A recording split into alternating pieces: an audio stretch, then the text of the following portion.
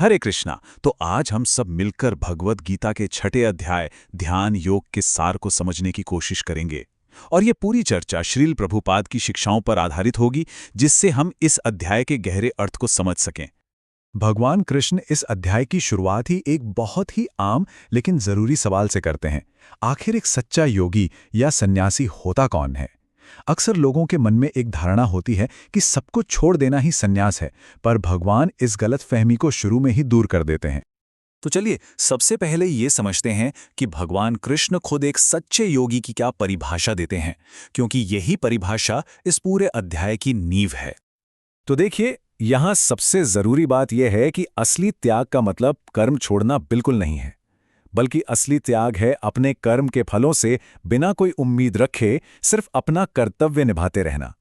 यही एक असली योगी और सन्यासी की पहचान है। और शील प्रभुपाद इसे कितने सुंदर ढंग से समझाते हैं। वो कहते हैं कि जीवन में सिद्धि का असली पैमाना है कृष्ण भावना में रहकर कर्म करना। मतलब जब कोई अपनी खुशी के लिए नहीं बल्कि कृष्ण की खुशी के लिए काम करता है, तो वही असल में एक परफेक्ट योगी है। अब भगवान कृष्ण एक बहुत ही दिलचस्प मुद्दे पर आते हैं, जो योग के रास्ते की सबसे बड़ी चुनौती भी है और सबसे बड़ा साधन भी, और वो है हमारा अपना मन। यह श्लोक मन के दोहरे स्वभाव को सामने रखता है। यही मन हमें ऊपर उठा सकता है, हमारा उद्धार कर सकता है, और यही मन हमें नीचे भी गिरा सकता है। ये एक ही समय पर हमारा दोस्त भी है और दुश्मन भी। तो आप समझिए, योग की पूरी प्रक्रिया का लक्ष्य ही यही है कि इस मन को, जो हमारा दुश्मन बन सकता है, उसे एक भरोसेमंद दोस्त में बदला जाए। एक ऐसा दोस्त जो हमें हमारे आध्यात्मिक लक्ष्य तक ले जाए। यहाँ एक बहुत गहरी बात समझने की है। मन को जीतने का मतलब क्या है? इसका मतलब है उसे काम, क्रोध और लोभ के इशारों पर नचाने के बजाय स्वेच्छा से, अपनी मर्जी से हम सबके दिल में बैठे परमात्मा के निर्देशों का पालन करने के लिए तैयार करना। अच्छा, तो इसके बाद भगवान कृष्ण ध्यान की जो फॉर्मल प्रोसेस है, जिसे अष्टांग योग कहते हैं, उसके बारे में बताते हैं। और साथ ही साथ ये भी बताते हैं कि ये रास्ता कितना मुश्किल है। भगवान यहाँ समाधि की अवस्था पाने के लिए एक बहुत ही स्पेसिफिक और कह सकते हैं कठोर प्रक्रिया बता रहे हैं। जैसे कि किसी एकांत पवित्र स्थान पर जाना, शरीर को बिल्कुल सीधा रखना और पूर्ण ब्रह्मचर्य का पालन करते हुए हृदय में कृष्ण का ध्यान करना।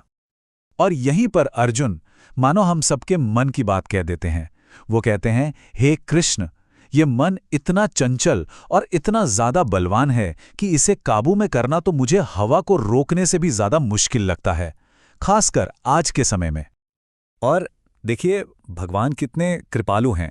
वो अर्जुन की बात से अग्री करते हैं, हाँ ये सच में बहुत मुश्किल है, लेकिन वो तुरंत इसका समाधान भी देते हैं। वो कहते हैं कि ये संभव है उपयुक्त अभ्यास और वैराग्य से, और कृष्ण भावनामृत में ये दोनों चीजें अपने आप सिद्ध हो जाती हैं। अब ये बहुत इंटरेस्टिंग है। यहाँ हम दोनों रास्तों में एक बहुत ही सुंदर और बड़ा प्रैक्टिकल अंतर देखते हैं।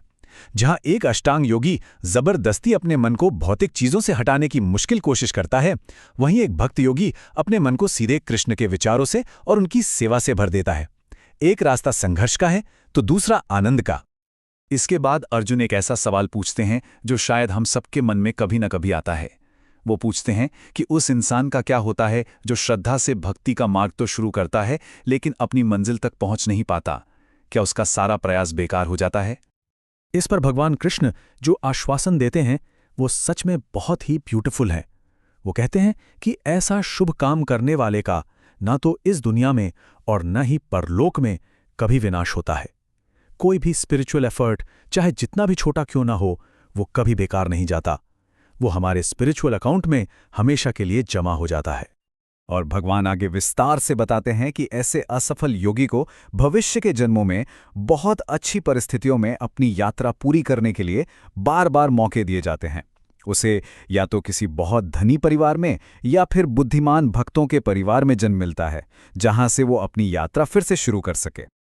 तो चलिए अब हम इस अध्याय के क्लाइमैक्स पर आते हैं, इसके अंतिम और सबसे जरूरी हिस्से पर, जो इस पूरी चर्चा का सार है। तो निष्कर्ष देने से पहले भगवान कृष्ण सबसे पहले ये बताते हैं कि एक योगी का पद कितना ऊंचा है। वो कहते हैं कि एक योगी तपस्वी से, ज्ञानी से और सकाम कर्मी से भी श्रेष्ठ है, और इसीलिए वो अर्जुन को हर हाल में योगी बनने के लिए कहते हैं। तो इससे सीधा सीधा सवाल उठता है कि अगर योगी बनना सबसे अच्छा है तो फिर सभी तरह के योगियों में सबसे श्रेष्ठ, सबसे ऊंचा योगी कौन है? जैसा कि श्रील प्रभुपाद तात्पर्य में समझाते हैं, योग के सभी प्रकार एक सीढ़ी की तरह हैं। ये कर्म योग से शुरू होती है, फिर ज्ञान योग और अष्टांग योग से होते हुए भक्ति योग के सबसे ऊंचे पायदान तक जाती है।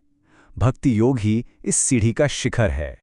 और यहीं पर भगवान अपना अंतिम निर्णय, द फाइनल वर्डिक्ट, सुनाते हैं। वो कहते हैं, सभी योगियों में वह जो पूरी श्रद्धा के साथ हमेशा मुझ में स्थित रहता है, अपने अंदर मेरा चिंतन करता है और प्रेम से मेरी सेवा करता है, वही योग में मुझसे सबसे घनिष्ठ रूप से जुड़ा है और वही सर्वोच्च है।